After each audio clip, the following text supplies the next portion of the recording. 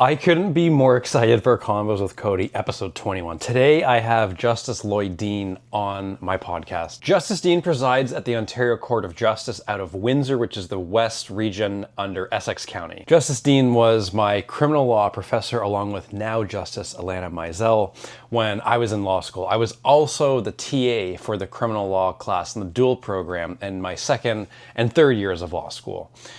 Justice Dean is one of the most fascinating individuals I've ever held a conversation with. I fondly remember my first criminal law class when Justice Dean said that the students could shadow either him or now Justice Mizel, but at the time she was a Crown Attorney, and there was something inside me that was saying the universe is telling me that I just felt compelled that I had to come talk to this man, and I did, and I said I would love to shout out both of you, and here we are, 7 years later. I still keep in touch with Justice Dean and now Justice Mizel. So if you're on Spotify or Apple Podcasts, if you could hit follow, if you're watching on YouTube, like, comment, subscribe.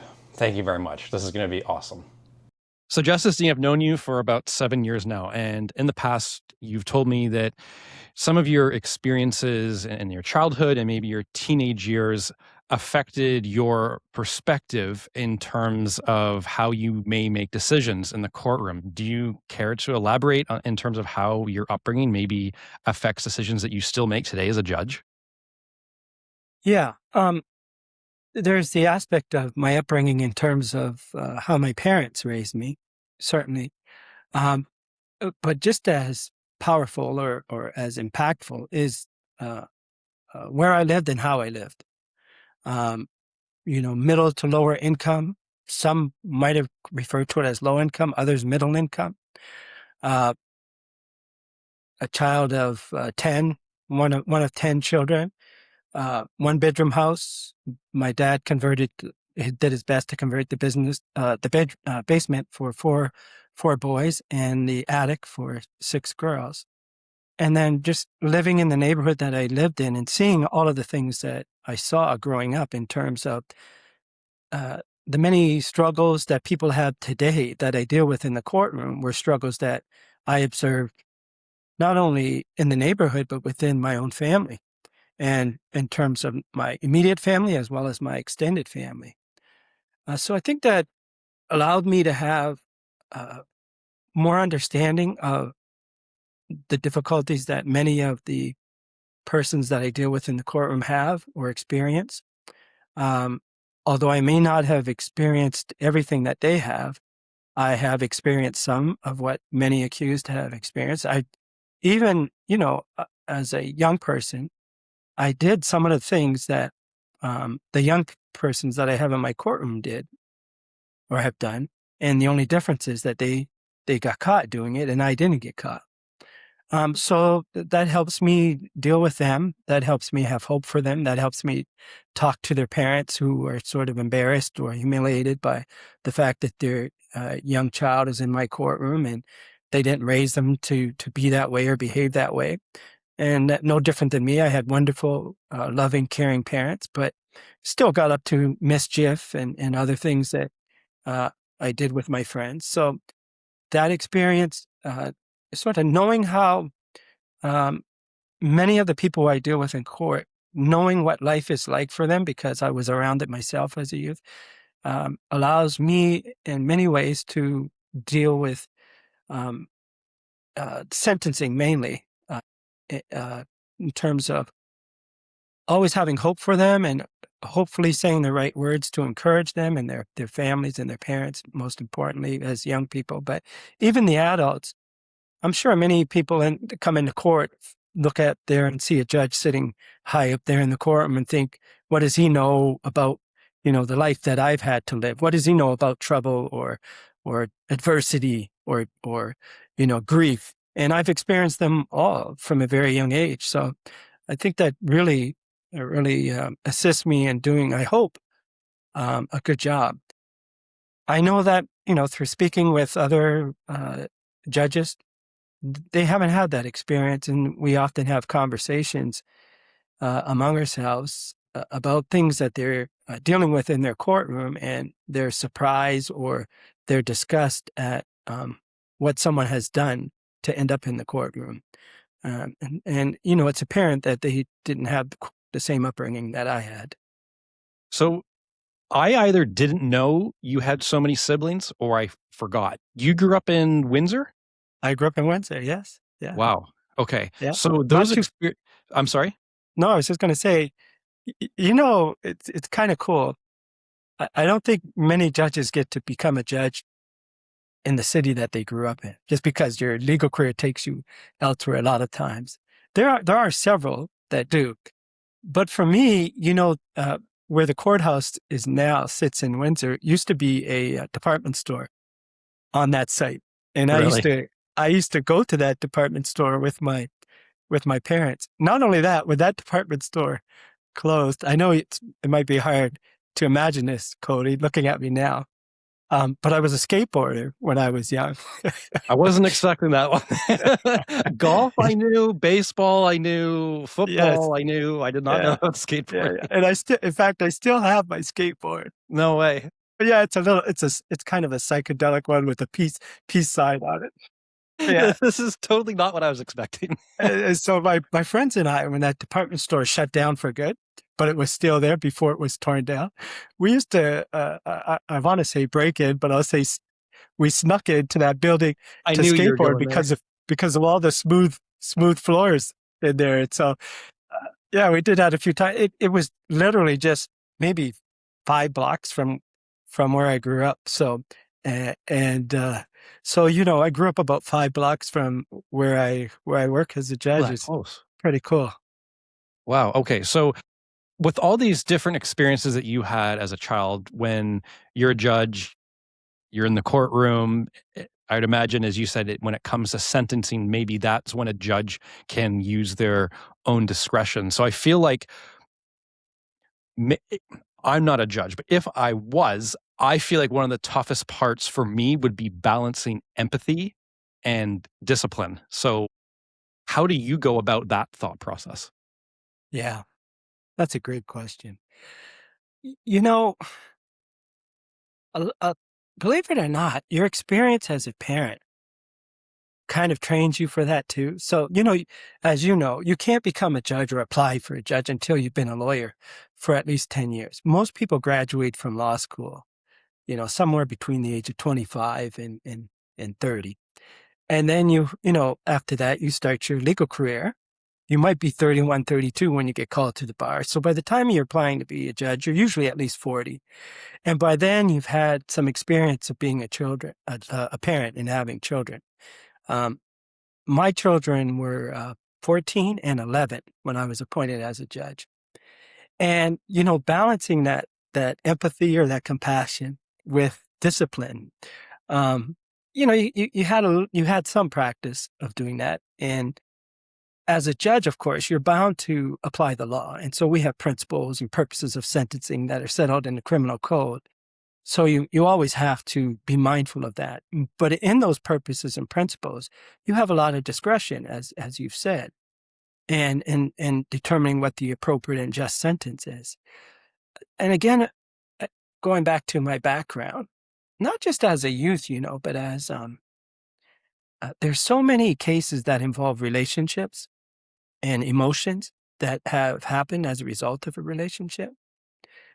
And you have had your own experiences in a relationship, and you realize that everybody is imperfect. There's no such thing as a perfect human being. You have imperfections, your spouse has imperfections, and the people before you have imperfections. So at least for me, I try to remember that. And I always tell people I'm always on the lookout for real criminals, like real criminals, bad people.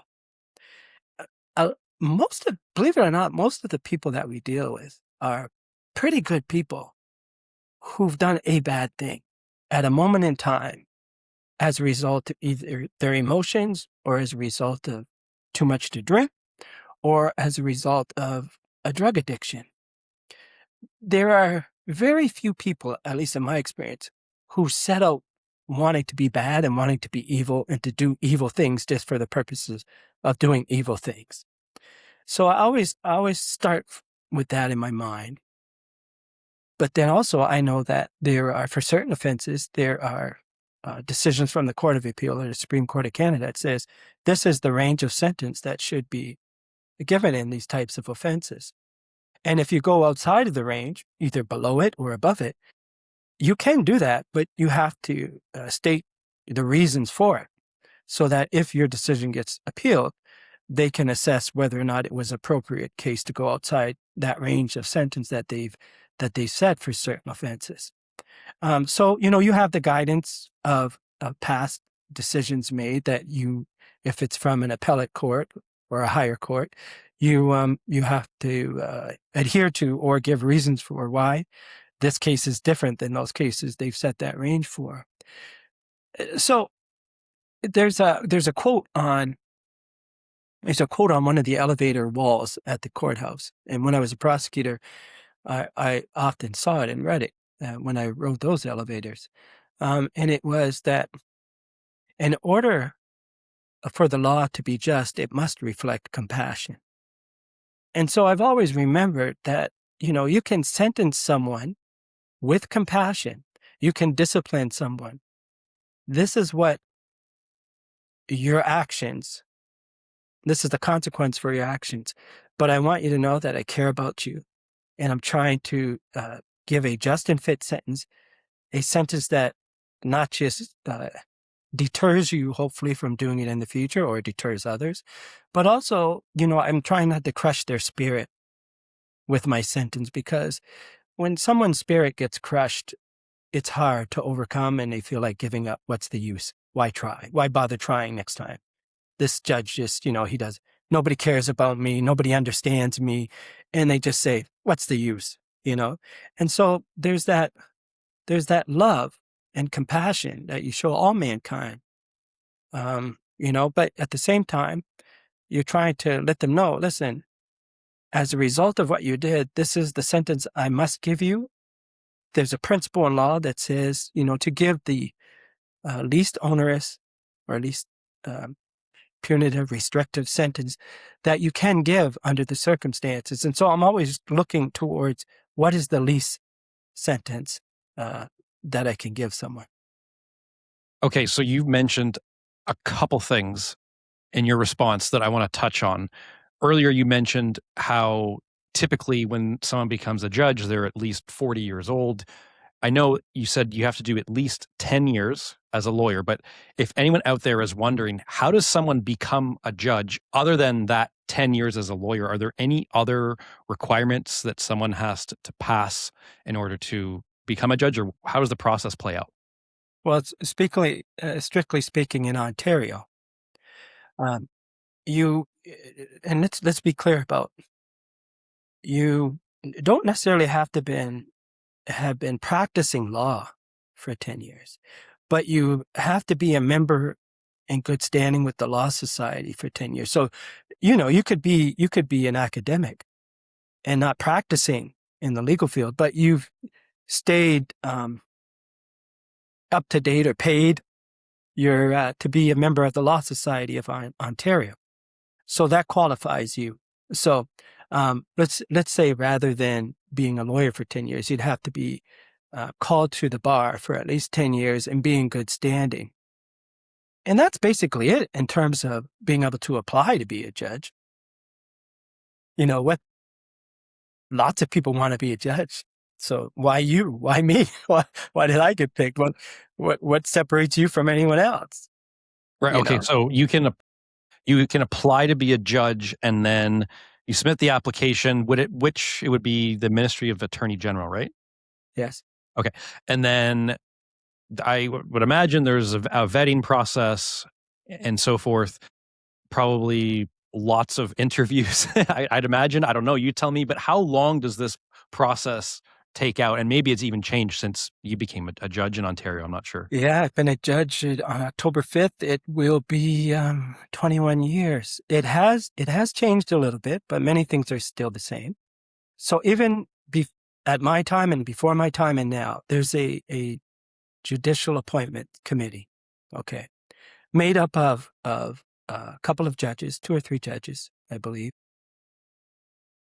some lawyers, and some lay people. I forget the number of people that are on it. It's more than 10, and I think it's 11 or 13 if it's still the same. And your application goes to them first. And then there's, they interview a number of people, and depending on the jurisdiction, like Windsor, at least when I was aware of how many applicants were applying, normally had anywhere from, say, 75 to 100 applications for each judicial opening. A place like Toronto, probably gets hundreds of applications for each opening. And then that judicial appointment committee reviews the applications and then decides whether or not to give you an interview. And typically they'll interview somewhere approximately, again, I'm just guessing from my own experience, maybe up to 10 people, maybe a little more, maybe a little less, depending on the quality of applicants. And then they send, if they find someone worthy enough to recommend to the Attorney General. And then the Attorney General reviews everything and decides whether that person is someone that they would want to appoint as a judge. Okay, so seems like there's, I guess, and understandably so, quite a lengthy process to become a judge. Do you remember when you were informed that you got the job to become a judge and what that felt like? Oh, yeah. Oh, of course. I can't imagine anyone would forget it. Perhaps, it's been 21 years. Maybe if it reaches 50 years, I might forget it. But people have asked me enough, and I've shared it enough and repeated the story enough. I don't think I'll forget. Yeah, my first time hearing it. I was an assistant Crown attorney in Windsor, and I was in my office, and it was somewhat late afternoon, somewhere around 3:00 or maybe closer to 3:30. You remember the time? Yeah. And here's why I remember the time. Okay. That I know it was late in the afternoon. Because I was preparing for a murder trial the next day. And when I got the call, all right, the call doesn't come directly to my desk. It goes through the administrative assistants at the, in the Crown Attorney's office. And then they buzz into my office and say, you have a call on such and such line. They don't tell me who, at least they didn't for that call. And I pick up the line, I say hello, and it was, at that time, the Attorney General was Michael Bryant. And he said, the first words out of his mouth were, "Good afternoon, Your Honor." So he didn't introduce himself or who he was. And, I remember I paused to let that sink in. And then I said, I believe he spoke before I spoke and told me who he was. And that he told me to put down my pen, whatever I was working on, that I was no longer able to do any work as an assistant Crown attorney, that was finished. And that I could do notes to file, to write them up for whoever's going to take over. And then he told me to not leave my office and keep my phone free, because the chief judge at that time, Brian Lennox, was going to be the next person to call me. And so this is why I know it was late in the afternoon, because I waited, and it was like at least half hour, 45 minutes. And I said, I got to call my mom and dad. Right. And so I snuck a phone call in,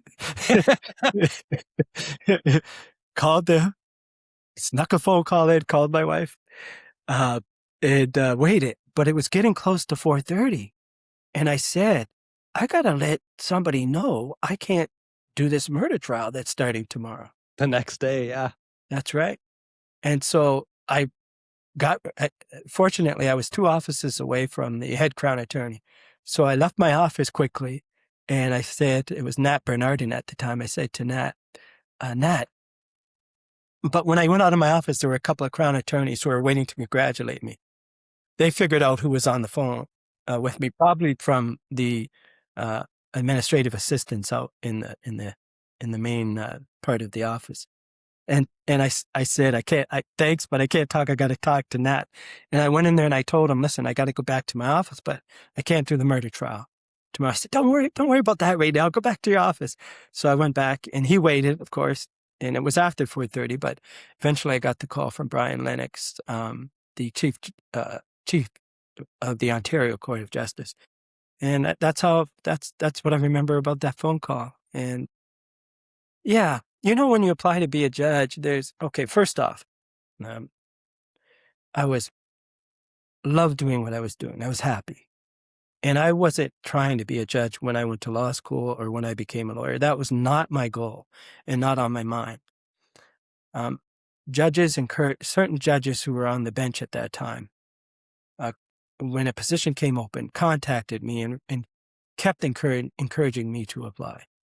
I didn't think much of it. I said, once it got to the third judge, I said, okay, I'll apply.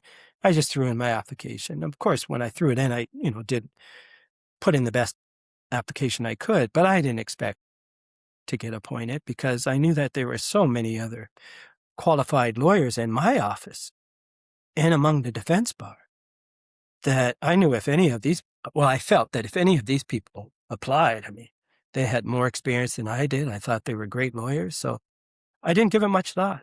So, when it came about and happened, and there were certain things along the way that happened that made this process all kind of interesting. But yeah, so, when I got the call, it was pretty cool. So you quite literally had to drop everything that you were doing. Yes, absolutely. Literally.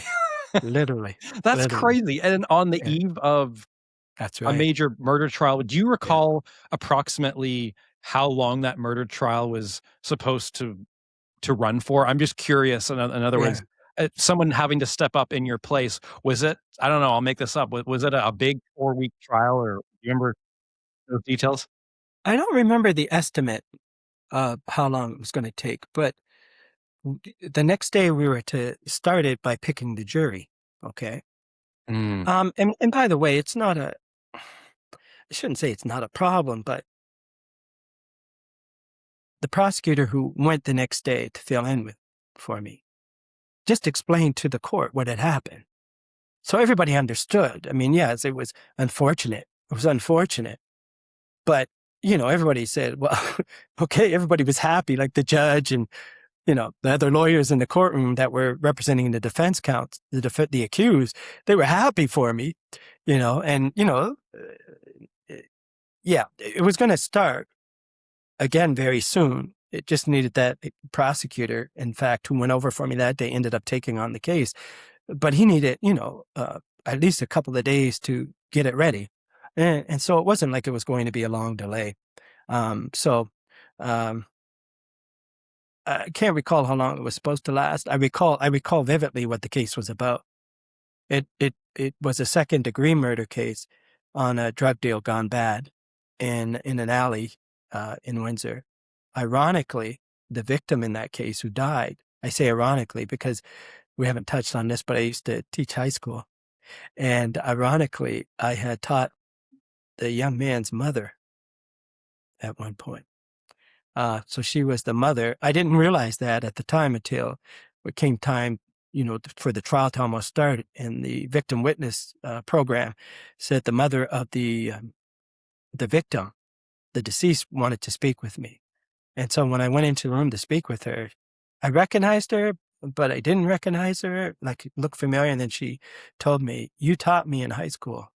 And so, again, growing up and being a prosecutor and being a judge in the city that you grew up in, that's not the only time things like that happen where you run into people or people recognize you or you recognize them because of your not just your legal duties in the community, but also, as a high school student, as a teacher, as an athlete, you're running into people, quite often that you've had contact with in the past. So, okay, so you were, and I remember this now. So you were a high school teacher before you were a lawyer, and then I know that you were a Crown attorney, prosecutor.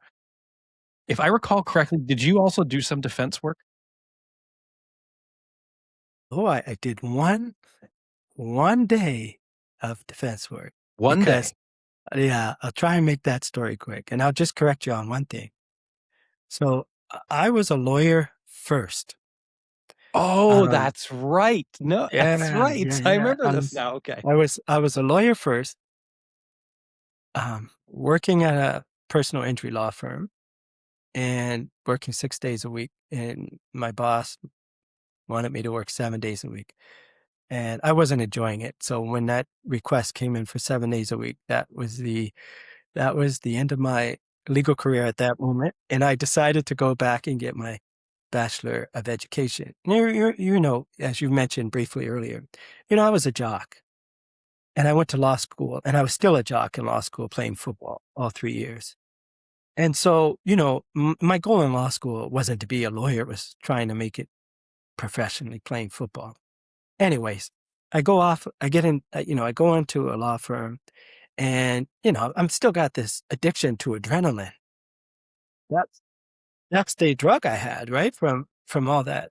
I have that addiction too, I think, Yeah, Justice Dean. yeah. I've noticed.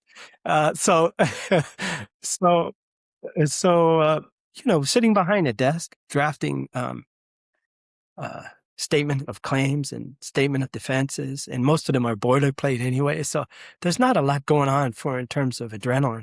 Anyways, I went back and got my Bachelor of Education, and uh,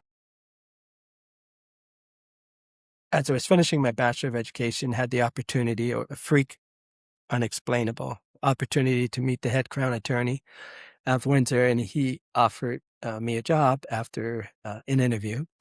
But you can't work as a prosecutor till you get a order in council signed by the premier of the province, which usually only took 2 weeks, but for me it took several months. And in that process of waiting several months, and my wife being on maternity leave with her first child, we were running out of money. So I applied to be a teacher, and I got hired as a high school teacher and started working as a high school teacher. And a few months into working as a high school teacher, I got the order in council signed, but I decided not to leave teaching because the person had just offered me a full-time job, and I didn't want to do that to that principal at the high school that hired me.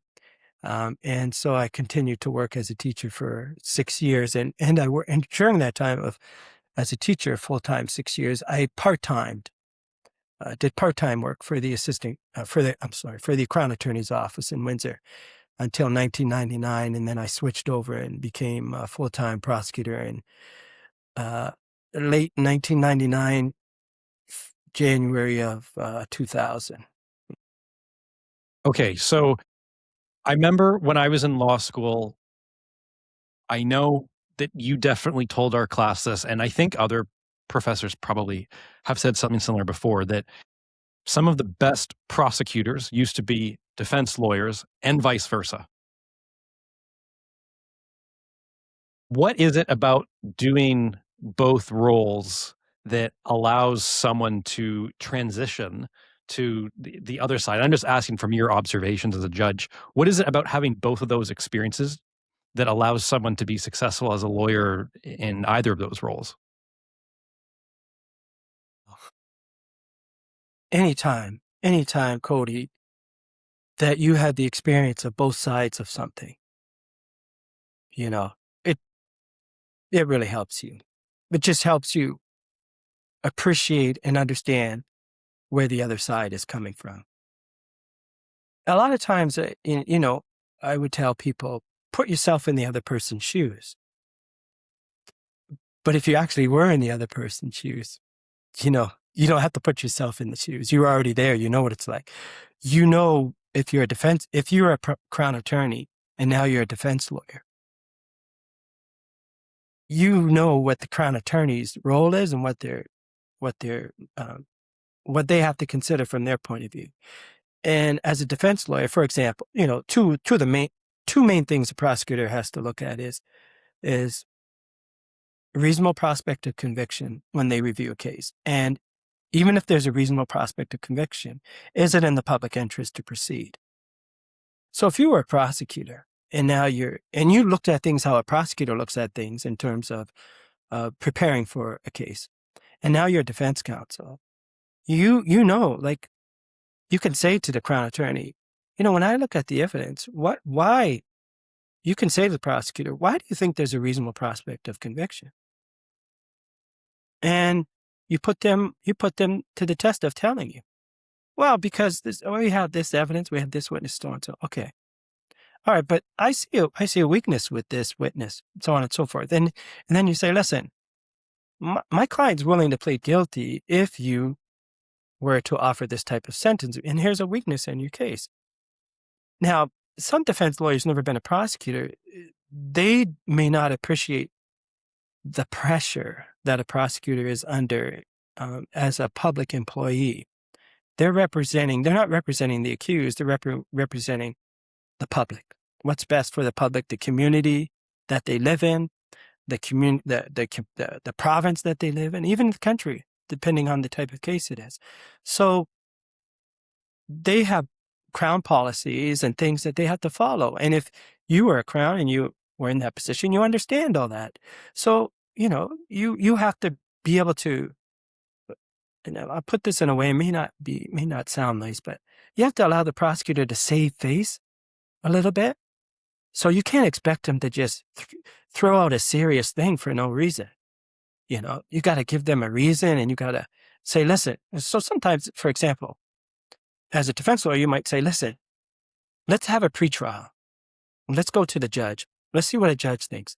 And I'm going to tell the judge that I understand the prosecutor will say this in the courtroom. They'll ask for this sentence. I'm asking you, and you say this to the judge, I'm asking you to give my client this. Are you okay giving my client that and allowing the prosecutor to stand up in the courtroom and say that they're asking for this? And sometimes as a judge, I will say, I understood it because I was a prosecutor. I'll say to the prosecutor, listen, I understand you're going to stand up in court and you have to say whatever you have to say, but I'm going to give this sentence. And it might be what the defense asked, or it might be something in between. And the prosecutor then has to decide, okay, that's fair. We won't take the case away from you and put it in front of another judge. We'll put it in front of you. We know what the outcome is likely going to be. But I can't join the defense counsel in asking for the same thing. It wouldn't look right, or it wouldn't be proper. So those are the types of things that actually go on in real life. Now you go the other way. You're a defense lawyer and you become a Crown attorney. Now you understand where the defense lawyers are coming from because they have a client. And also, if all you've been in is a Crown and you didn't grow up in a certain type of way or neighborhood, you don't understand a lot of what the accused has been going through. But when you're a defense lawyer, you get to hear their stories. You get to hear it from them. Yeah, for sure. I think one of the biggest misconceptions that the public has about defense lawyers is, I think I'll put this as fair as I can. I, as a student, started to realize when we go over all these cases, which we did with you when I was in year 1L criminal law class, and you start to realize that the police or whoever, they can make mistakes. And I started to entirely grasp the importance of defense lawyers in the legal system. And I started to understand, oh my gosh, okay, so and when the police are acting in real time, I mean, things can happen, right? So I started to understand as a lawyer the importance of defense counsel. I've had now a lot of friends that have graduated that I went to school with. I know some defense lawyers and they're very passionate about what they do. So I guess I was mistaken that I thought that you maybe did more defense than you actually did. But building off your experience as a Crown attorney, now you become a judge. You said it was how long? 21 years ago? 21 years as of October 5th. Okay. What was the biggest mindset shift that you had to make once you actually became a judge?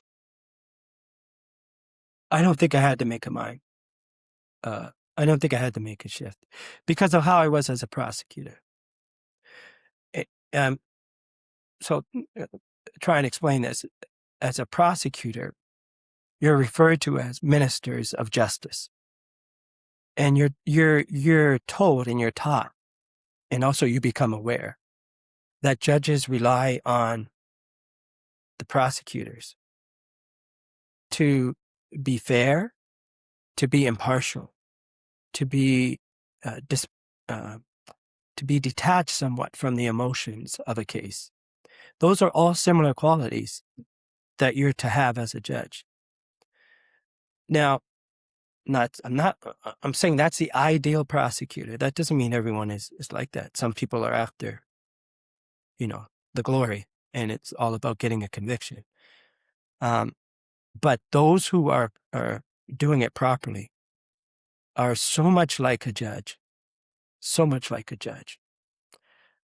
so that it's an easy transition I believe, for prosecutors done things the right way to become a judge. But, the people who vet the applicants have to really ask the appropriate questions and dig into the background by asking not just their referees, their references, but also people they haven't put on there to say, can this person be impartial? How were they really in court? And, a lot of times they ask the defense counsel in that city, how was this person to deal with as a crown? Did you notice any stereotypes or biases? How did they treat the accused person? How did they treat self-represented individuals?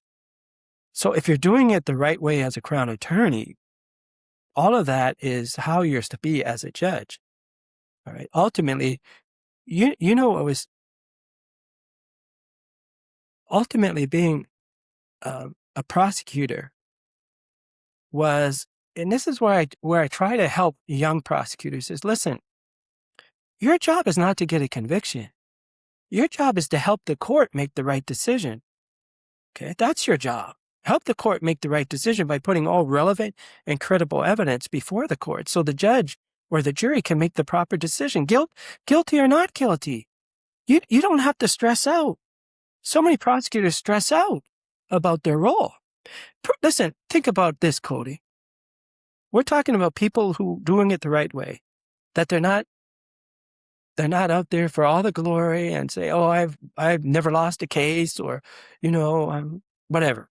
I want people to say he or she was the best prosecutor they ever saw. Your job is not to get a conviction. Your job is to ask questions. Okay, so you train yourself if you're doing it right. Okay, who, what, when, where, and why, and variations of that, and how. Variations of that. Your job is, okay, the witnesses say they saw this. Put them on the stand and help them get out what they say they saw. You have this statement, or the written statement, or video statement. Okay, I understand you're at such and such a place at such and such a time. Can you tell us what happened? Okay, they start to talk. If they get off track, you say, I want to bring you back to what you said earlier, if I may just stop you for a minute. You said you observed someone. Where were you when you observed that? And what did you observe at that time? So, as a prosecutor, just asking questions. There's so many prosecutors freak out because the reason they freak out is because they see all this work. It's like a buffet table. But I always point out to them, you can only eat one thing at a time. So focus on what you're eating. Don't worry about the other stuff. Okay, right now at 10 o'clock in the morning, this is the case I have. I don't care about all those other cases that are sitting on my table. What am I going to do with this case? And you just ask the questions. And so there wasn't much of a shift when I became a judge. When I was a prosecutor, when you weren't sure, you said, I'm not sure. This might end up in a conviction, but it might not. And then you know what I did? I said, I'm not stressing about it. It's the judge that has to decide it, not me. Mm-hmm. Okay, so if I'm not sure, if I think there's a reasonable prospect of conviction, I'm running the case. If I'm not sure, I ask a colleague, hey, what do you think about this?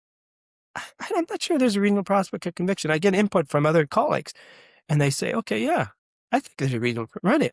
And so we run it. Other times we say, nah, it's not strong enough. Less than 10%, I don't care where you're at in the province, whatever city you're in, less than 10% of all criminal cases go to trial. So most of them are plea bargained or withdrawn. So think about it, Cody, in the city of Windsor, traditionally anywhere from 11,000 to 15,000 criminal charges. Think about, in Windsor, traditionally it's right around 5-6%. Hardly ever goes above that goes to trial. Okay. As a judge, I might have did just over 1,000 cases a year. Okay. So 5% of those are actual trials. Well, what happened? What happened to the other 950? They got plea bargained. So we worked out a sentence, or the person pled guilty and I decided what the sentence was, or the Crown withdrew them as part of a plea bargain, or because there was no reasonable prospect of conviction, or it wasn't in the public interest to proceed on the charges because it was minor. So, why are we taking up valuable court resources for a petty theft, a shoplifting, when there's a sexual assault that's waiting 8, 9, 10 months to go to trial? Let's fill the court with those serious matters. So you've mentioned before, I think when I was your student, you talked about your routine in terms of how you prepare for a workday. If I remember correctly, I think that you said, because you, like me, wake up early, and I think that you told us that you do a lot of reading, whether it's cases or whatever it is you need to read before you start your workday. Can you just speak to, I guess, as a judge, how it is that you got used to your preparation, maybe the time that you put in, or anything you want to speak to just in terms of how you, I guess, go about preparing for a case? Yeah, it's a lot easier. My mornings are a lot easier as a judge than they were as a Crown attorney, I can tell you that. For a judge? For a judge. So as a prosecutor, and again, bearing in mind when I was a prosecutor, I had young children. I used to get up at 5:30 in the morning to prepare for a court that was going to start at 10. And, part of that process of getting up at 5:30 in the morning was to prepare, but also to do my workout then, as opposed to after work late in the day when I'm I'm the same way. yeah, instead of, trying to spend time with the family in the evening. So, some prosecutors will do their work in the evening when the children are in bed or whatever. But I chose to do it in the morning. I was just used to getting up in the morning and doing all my stuff then. And, as a prosecutor, you had a lot of preparation. On any given day, typically, not always, but typically, more often than not, you had anywhere from, at least in my time, I had anywhere from 3 to 5 trials that were scheduled that day. And you knew you couldn't possibly, if all of them were going to go ahead, you couldn't possibly do them all, right? You might get 2 in. So, but you don't know which ones, because what always happens is last minute guilty plea. Accused decides to change their mind. A witness doesn't show up. You have to request an adjournment. A lawyer is sick, so they have to put the case over. You never knew what was going to happen. So you had to prepare them all. And you were in court for the full day the day before. Okay. So you didn't have time the day before to look at these files. So that's the part about when I was talking about earlier, prosecutors getting all stressed about the work because the volume of it. And so you just prepare it the best you can. It's like an exam when you wrote in school. If you had more time, you maybe could have done better. Okay, but this is the time. This is the time you have. This is the time you have. So do the best you can with the time you have. Yeah. And so what happens as a prosecutor, as you get more experience, you can pick up a file in 5 minutes and be ready to do it. Because remember what I said before about it's all about asking questions. And when you're an experienced prosecutor, someone could come into me as an experienced prosecutor and say, we couldn't get to this case in my courtroom today. Do you have time in your courtroom? I'll say, yeah, give it to me. And then I look at what the charges are. And then I look at the witness list. And then I say, are the witnesses here? And they say, yeah. I said, okay. And just give me 5 minutes to read 5 or 10 minutes to read the witness statements real quick. I read them. And okay, ready to go. And you just put the first witness on the stand and you start asking who, what, when, where, how, and it's all the same. It's all the same, but you have to have a certain disposition and experience to be able to do that. Now, of course, there's the more serious cases like murder, some serious, sexual assault cases that thankfully they give you a day or two to prepare, a day or two if you're lucky, to prepare for those types of cases. And by the way, it's not the day before, it's finding a day along the way and all your other work to do. So those, of course, require much more preparation and much more time. And that, it's not as simple who, what, when, where, and how. It is the same, but you have a jury. So you have to be mindful of making sure that jury is following along and understanding it. It's not the judge. It's much easier to do a case judge alone as a crown than it is to do it in front of a jury where you need a unanimous 12 people to decide guilty. You only need one or two for the case to end up being in a mistrial because they couldn't come to a unanimous decision. So, what would you say is the biggest stress point of being a judge, or that could be plural stress points if you want to elaborate more?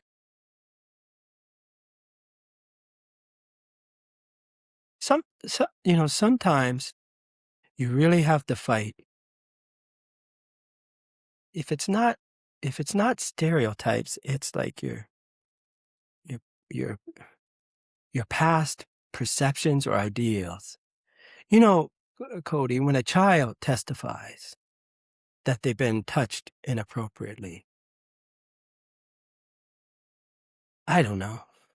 I almost hesitate to say this, but isn't there a tendency for all of us when we're listening to a child say something to believe that child?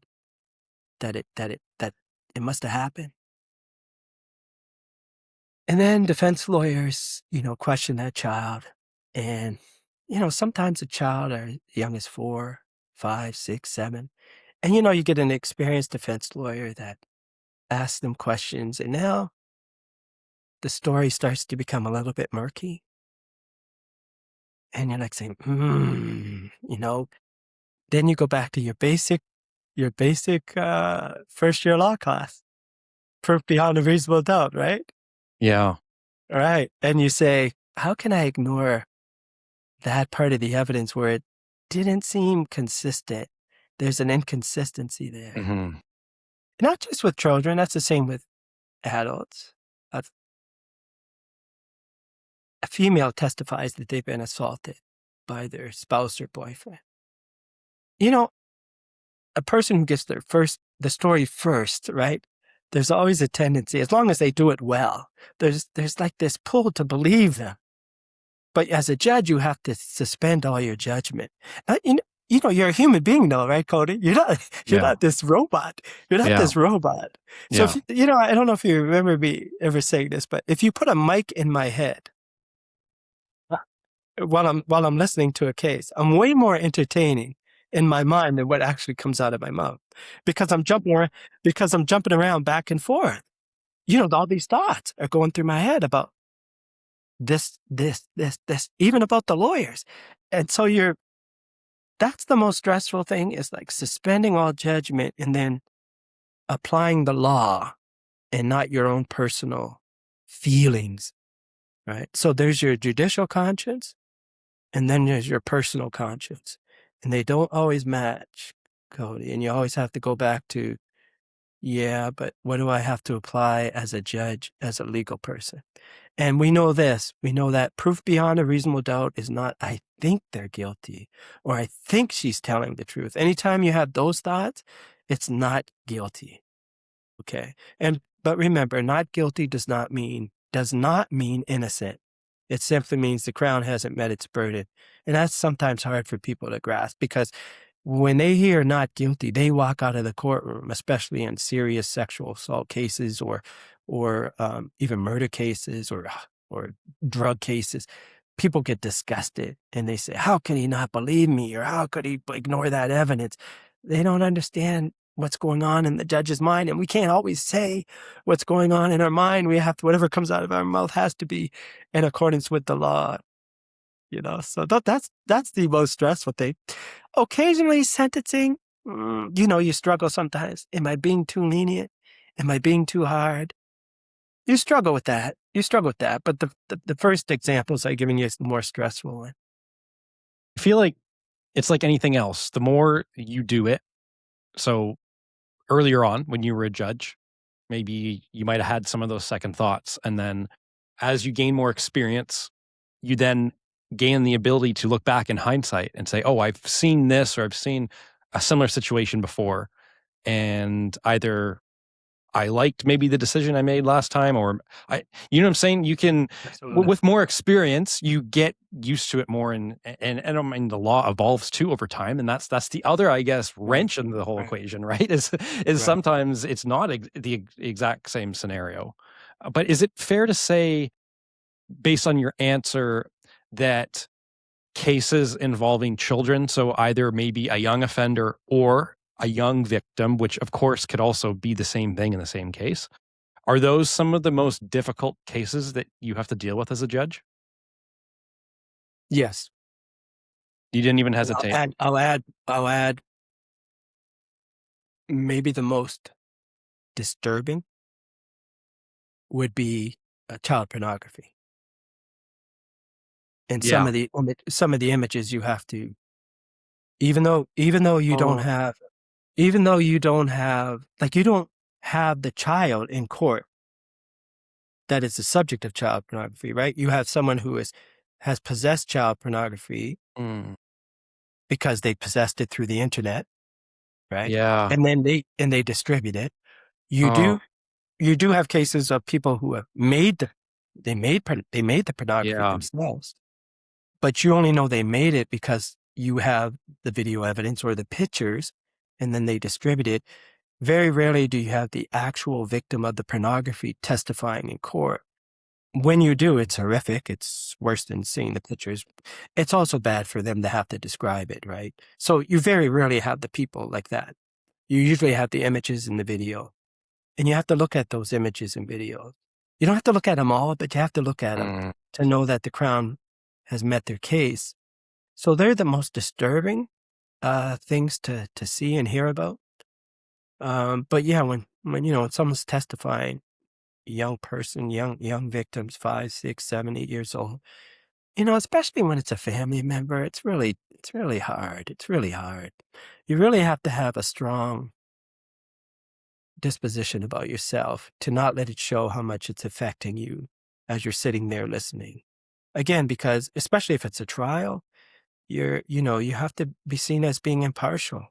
And so I try very hard not to let any of my facial expressions show in court. And from what the lawyers tell me, I do a very good job of it, but that doesn't mean inside my mind, like I say, things aren't going on that sometimes are not the most judicious thoughts. So you have to clear your mind of all of that and make a decision that's not emotional, but is in accordance with the law. This may seem obvious to a listener, but for some reason, I never entirely thought of, with some of those child cases, especially involving pornography, the people involved in the case, so the prosecution, the defense lawyers, the judge, the jury, all these other people involved that have to view certain evidence. And until you mention this, it never even crossed my mind. But again, now it's like, it's obvious. Of course, people would actually have to review this to understand the validity of the charges and all these things. But then I think back to, for example, when I shadowed now Justice Mizel, when I was a law student, when she was a Crown attorney and she was prosecuting a murder trial, and all the images were entered as exhibits and everything, and the students were able to take a look at the images. And gore doesn't bother me. I mean, I'm sure that there's something out there that would disgust me, but I'm just saying, for the most part, viewing images and videos, it doesn't bother me for whatever reason. But I do remember in that particular example, when I was looking at images that were on a body, and it was pretty ugly. And I remember thinking to myself, okay, this doesn't bother me, but I can understand now why viewing evidence of horrific acts, whatever they are, can affect so many people involved in the justice system. Because sometimes, you ever heard that saying? It's like, you can't unsee it. Do you know what I mean? Does anything of what I'm saying resonate? Yeah. So, in the last several years, it's becoming well known and highlighted. We refer to it as vicarious trauma because Mm. we're not part of the trauma, but we're experiencing it. And so, that there is an element of post-traumatic stress disorder if you have to continually look at these images, hear about them, and talk about. So judges have counseling, programs available to them. Crown attorneys have counseling programs available to them, and I would imagine the defense bar does through the bar association. So, yeah, talking about the gore doesn't bother you. You probably saw images of dead people. They were already dead. I don't know if this will if people out there will understand this. Viewing a body that is dead and the injuries to that body is different than watching the live video of it happening. Okay. So if they happen to have video of someone being shot or someone being beat up or someone being tortured before they die, those are way more traumatic than seeing the dead body. Same with with child pornography when there's videos. Oh. Okay. They're not, they're people. You see the people, you see the children. And Cody, these are cases, where there's like, babies. There's not just, when I say child pornography, we're talking about babies all the way to, the age of 18. So, it's just, you remember earlier when I was talking about, I'm always on the lookout for real criminals and truly evil people. And thank goodness there's not people who are like 100% evil, but there are some. And when you get to see that kind of evil, it affects you. It can't help but affect you. How do you reconcile it where you say to yourself, I have to view some images or some videos and you don't want to, and it's part of the job, but you got to do it anyway? Yeah. So, part of who you are as a person, what you've experienced in life already, or how you've dealt with situations in life already helps you. Even the experience of being a judge, like you said, you were speaking of earlier about when as you are a judge over a period of time, you become, just like anything else, better at it. No different for judge. You become a better judge over time. You become, I have anyways, and I would imagine most other judges too, you become better at handling the images that you view and view them. So, a lot of it has, for me anyways, so much of it comes back to how I was raised and who I was raised by, and carrying that same sort of belief system that my parents have on me, and just really focusing on my job. And part of that is also, of course, the sports background helps you focus on the moment at hand and then to let it go, right? Let go of that because you got another play, or, putting in a sports analogy, you got to focus on the next one. Next play, next pitch, right, whatever. Right. And thankfully there's so much next game or whatever that you deal with in law. People ask me what's the most, whatever exciting or surprising or worst case you've heard. It's hard to go back in time because your mind is sort of limited to the last 2 weeks. You're thinking about, okay, because there's so many in the past, you're talking about a judge who's sitting full time, hearing 1,000 different kinds of cases a year. It's hard to, there's maybe one or two because of whatever situation stand out, but you can almost pick one a week and say, it's like, and I hate to, but you and I are both sort of sports junkies, but it's like every week I could put, the top plays, top cases of the week, just like TSN does the top plays of the month or whatever of the week or of the day. You could do that as a judge or as a lawyer, Yeah. Oh, yeah. That's funny.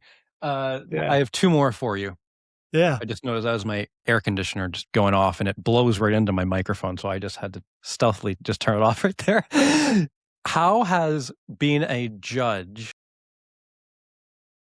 and the perspective that you gain from being a judge maybe make you an overall better person just as a part of everyday society, whether it's maybe, I don't know, resolving conflict just at a store if there's like an argument. Do you know what I'm saying? Like, how are you able to maybe take transferable skills from being a judge and apply it, whether it's as a father or spouse, whatever?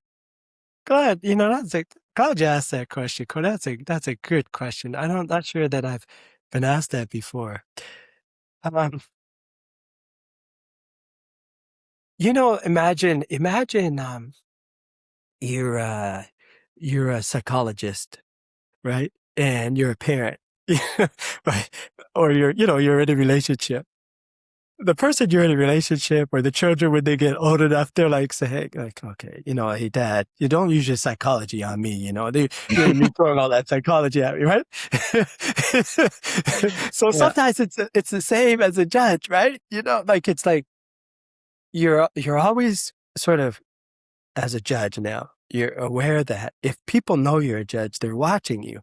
And if and of course, if you're watching your children and they're watching your spouse, if they know that, all right. So you have to really be mindful of that and let your children be who they are and let your spouse be the way they are and not worry about, well, how's this affecting my, people's view of me? Like, you got to really let go of that.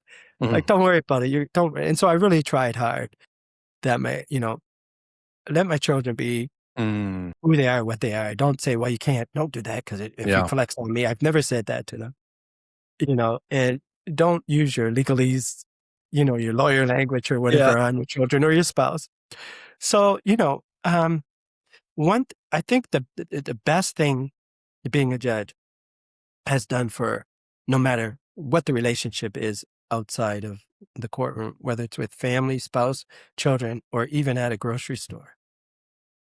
It's taught me how to listen and to close my lips until I've heard everything, to not interrupt people when they're talking, to listen to their point of view, to hear what they have to say, and to understand that emotion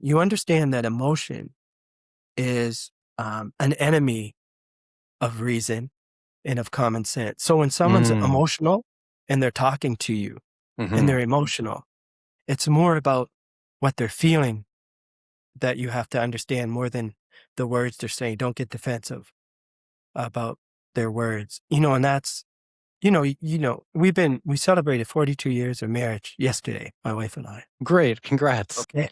Thanks. And yeah, you give the typical response. That's awesome. It is awesome. But do you know how much work that is? And I mean it in a, you tell me. I mean it in a good way. Because you're not perfect. And she's not perfect. And so you have to handle each other's imperfections. She doesn't always like how I say some things. I don't always like how she says things. That doesn't improve over 42 years. It's just less. It happens less often because you're able to control yourself more, hopefully as an adult, as a mature person.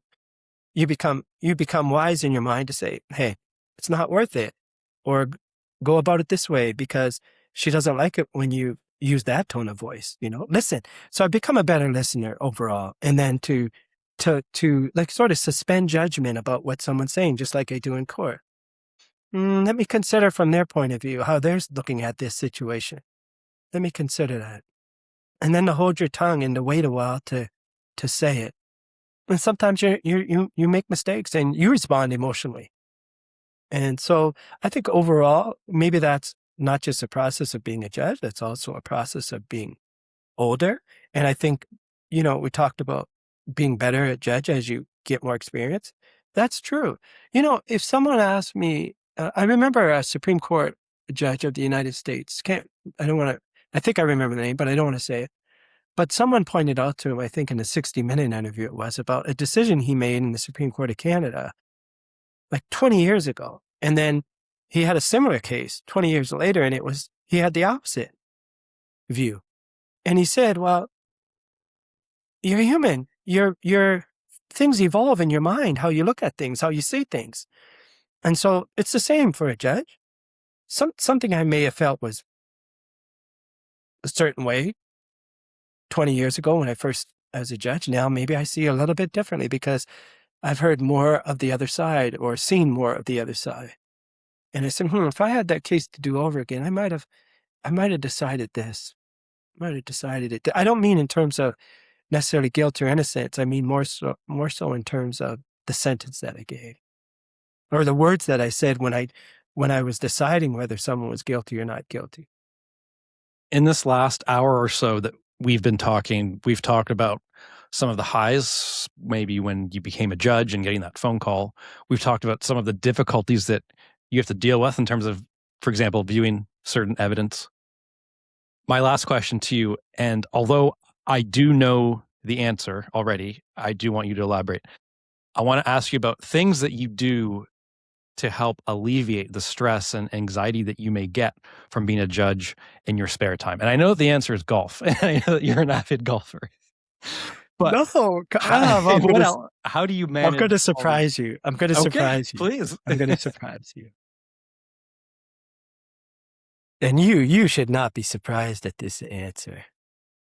When I didn't play golf as a child. I played all the other sports. And then, I played one round a year, maybe, because of some charity tournament as a lawyer, as a crown attorney. So I become a judge, and I have golf clubs, and there's another judge who plays golf regularly. He keeps bugging me to play. But my children are at an age I want to get home, and I don't want to go golfing after work. I want to get home to my children because they're in their activities, and I want to be a part of it.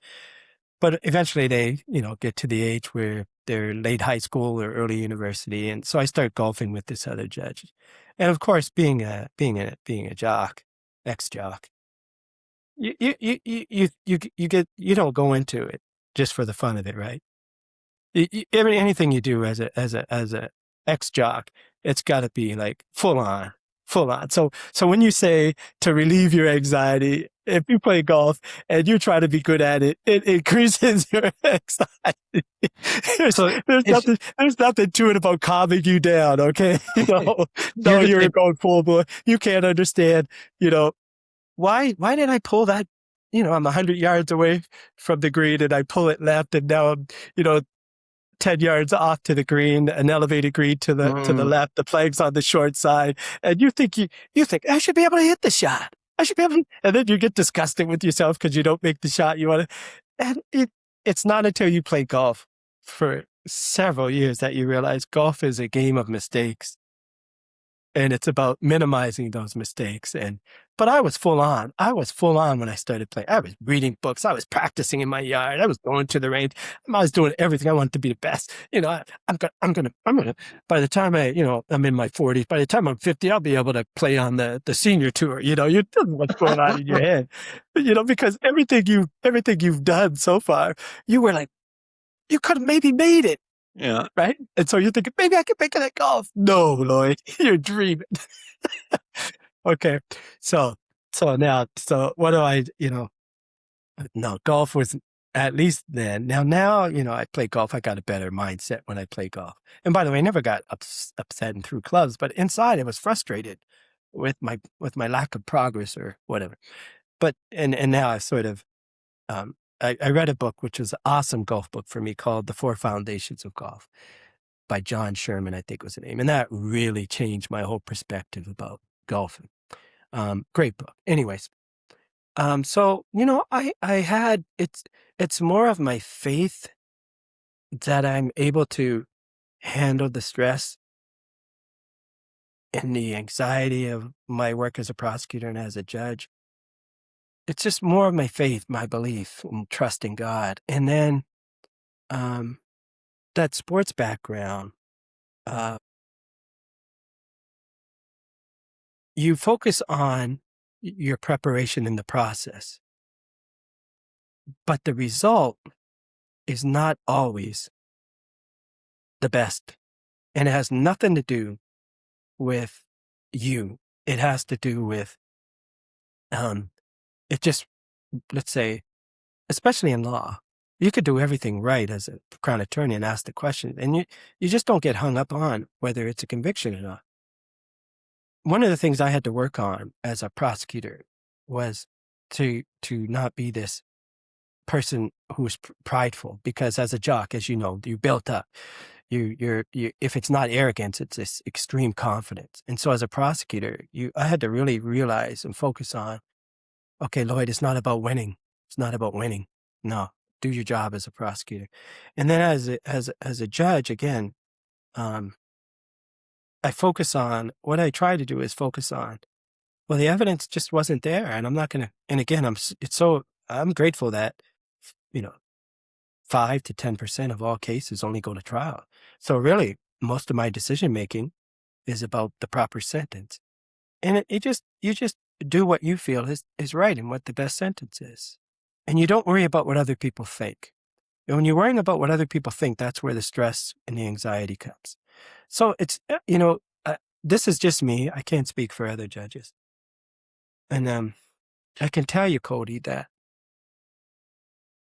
there's no stress or anxiety in my job as a judge.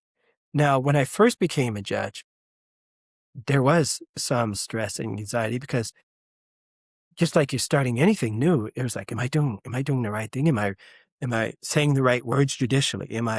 It's not a matter of, I know what I want to do as a decision, but I have to make sure that I say the right words. Am I understanding the law correctly or not correctly?